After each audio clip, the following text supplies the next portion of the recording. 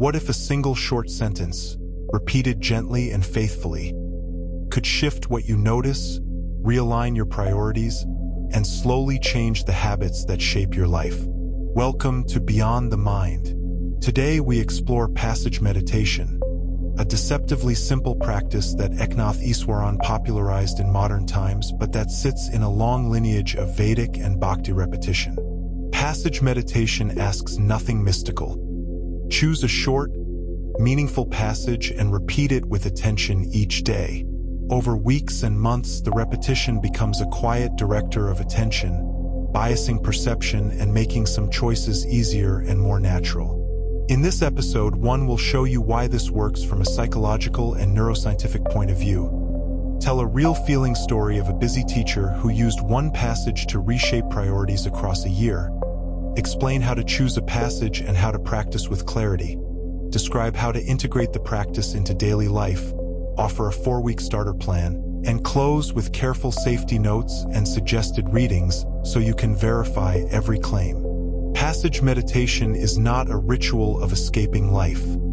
It is an orientation practice. It's simple in form and profound in effect because it deliberately leverages 3 reliable mechanisms of human cognition: spaced repetition and memory consolidation, value-driven attention, and prospective memory or intention setting. First, spaced repetition and memory consolidation. Our brains are not passive filing cabinets. Memory is strengthened when information is revisited across time. Cognitive science since Ebbinghaus has shown that distributed practice, repeating material at intervals, produces far more durable learning than one-off exposure. Sleep further consolidates memory by selectively stabilizing neural patterns that were active before sleep. Repeating a passage nightly, especially if you do a short repetition before bed, puts that passage into the kind of repetition sleep cycle that favors long-term integration. Over weeks, the passage moves from thin, conscious attention into deeper networks that influence perception and choice. Second, value-driven attention. Neuroscience demonstrates that stimuli associated with value or reward capture attention preferentially. When you choose a passage because it embodies a value you genuinely want to live, clarity, kindness, presence, you are tagging that content with motivational salience. Daily repetition increases this salience. The phrase becomes a top-down filter that biases what your brain continues to select for further processing. Over time, that bias changes what you notice in the world. Opportunities for kindness, moments to slow down, or small choices that align with your priorities. Third, prospective memory and intention setting. Rehearsal is not only about retaining content, it is about preparing to act. Rehearsing an intention repeatedly functions as a prospective memory training. You create a mental cue that is more likely to trigger the desired action when the relevant context appears. In practical terms, a rehearsed passage can become a micro-cue that arrests an automatic reaction. One breath before answering an email, a pause before speaking to a child, or the inclination to set a boundary that preserves your capacity. To make this concrete, consider the story of Maya. Maya was a high school teacher with 2 children and an endless to-do list. She loved her work but felt chronically depleted. She found that her default response to interruptions and requests was quick irritation. A friend suggested a short passage: "Be present. Do what's here now with kindness." Maya committed to repeating this line for 2 minutes every morning and 4 minutes each night. She did not add a complex program or overhaul her schedule. She repeated the line gently, letting it sink into attention. Within a few weeks, small changes emerged. When an unexpected email triggered annoyance, she took one more breath before replying. When a student arrived flustered, she stayed an extra moment to listen. She discovered that the phrase created a momentary space between stimulus and reaction. After 3 months, the passage had become a background orientation. After a year, it had informed her choices in practical ways. She stepped back from a committee that ate her time. She reordered her lesson planning to preserve evening energy, and she felt less drained. The passage did not fix everything, but it provided a steady, gentle compass that made some decisions easier and some reactive responses rarer.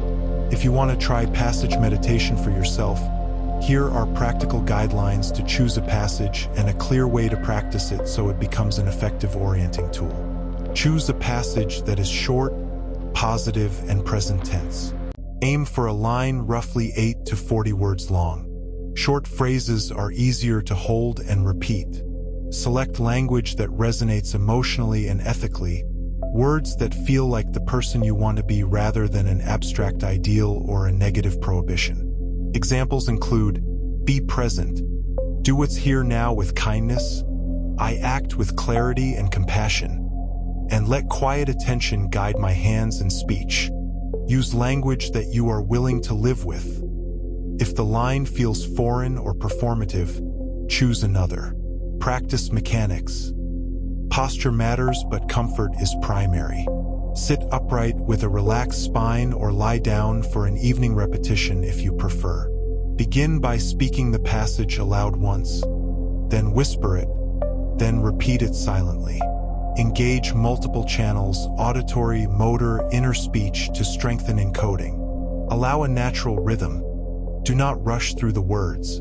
Repetition should be attentive rather than mechanical. If your mind wanders, notice that fact and return to the phrase without judgment. The quality of curiosity, not forceful concentration, is what sutures the practice into daily life. Daily schedule. Consistency beats intensity. A highly effective pattern is a short morning repetition and a longer evening repetition before sleep. For example, 2 minutes in the morning and 4 minutes before bed. Evening repetition is especially potent because sleep consolidates what you rehearse. The combination of morning and evening anchors both waking orientation and nocturnal consolidation. Now a clear but minimal practice segment you can use tonight. If you are comfortable with the example passage, hold this line in mind now. Be present. Do what's here now with kindness. Bring the passage to awareness exactly as written. Repeat the passage slowly and gently in your preferred mode. Aloud, whispered, or silently, allowing the words to fill attention. Continue the repetition in a steady, gentle way. Allow the meaning to settle behind the words. When thoughts appear, notice and return without judgment. After the repetition, let the passage rest in awareness as you move towards sleep. Integration techniques increase the likelihood that the passage will shape behavior. First, keep a simple weekly log. Each week, write one sentence noting any small change you noticed that seemed linked to the passage. The act of noticing and recording reinforces the feedback loop between intention and outcome. Second, practice micro-implementation. When the passage cues a choice, pausing before replying, choosing one task over many, offering a kinder tone. Act on it deliberately and mentally note the success. The pairing of mental cue and small action is how intentions become habits. A 4-week starter plan helps build momentum. Week 1. Choose your passage and begin 2 minutes in the morning and 4 minutes before bed. Keep a 1-line weekly log. Week 2. Continue the pattern and add one deliberate micro-implementation each day, a moment where you try to enact the passage in a small but concrete way. Week 3. Sustain daily repetition. Increase morning repetition to 4 minutes if comfortable. Reflect weekly on 2 small changes. Week 4. Commit to a month of consistent practice. Review your log and select one behavioral change to continue cultivating. Troubleshooting and cautions. If repeating a passage unexpectedly triggers intense emotions, intrusive memories, or destabilizing reactions, pause the practice and consult a qualified teacher or clinician. A phrase can sometimes touch unresolved material. In such cases, work with guidance. If repetition feels mechanical or boring, shift the mode. Speak aloud, whisper, sing the phrase, or vary the rhythm. Mode changes re-engage attention and prevent habituation from dulling the effect. If you miss days, Favor consistency over perfection. A short session is better than skipping entirely. Over time, small, steady doses have disproportionate effects. Why this method fits the broader aims of contemplative practice. Passage meditation is a form of selective attention training with moral and behavioral orientation built in. Unlike purely cognitive techniques that focus on noticing processes, a passage gives your predictive brain an attractor state, a pattern to tune toward. Because modern life often scatters attention across trivial stimuli, providing a compact, value-aligned mental attractor helps the mind preferentially allocate resources where they support flourishing.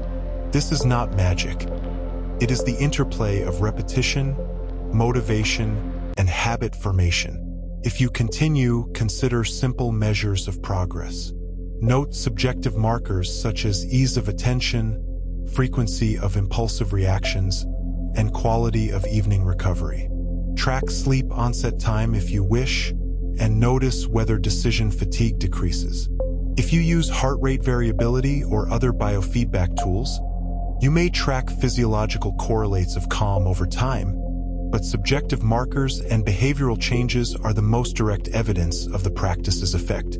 A final practical note on ethics and intention. Passage meditation works best when paired with a cared-for intention toward compassionate action. Choose passages that encourage ethical behavior and practical care rather than self-aggrandizement or escapism. If you borrow passages from sacred texts, treat them with respect and consider the cultural context they come from.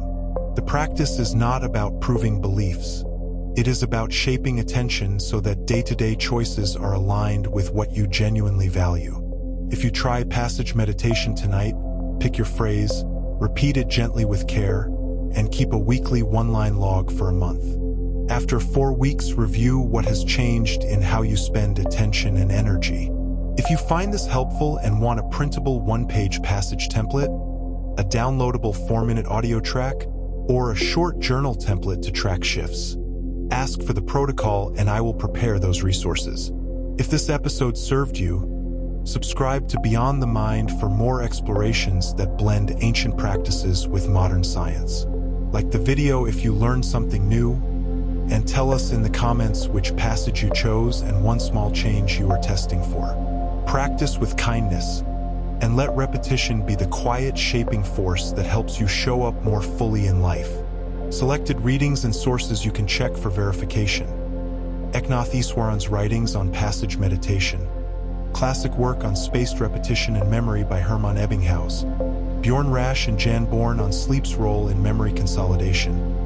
Research on value-driven attention by Barry A. Anderson and colleagues. Reviews on prospective memory and intention by Mark A. Einstein and Mary A. McDaniel. Be present. Do what's here now with kindness.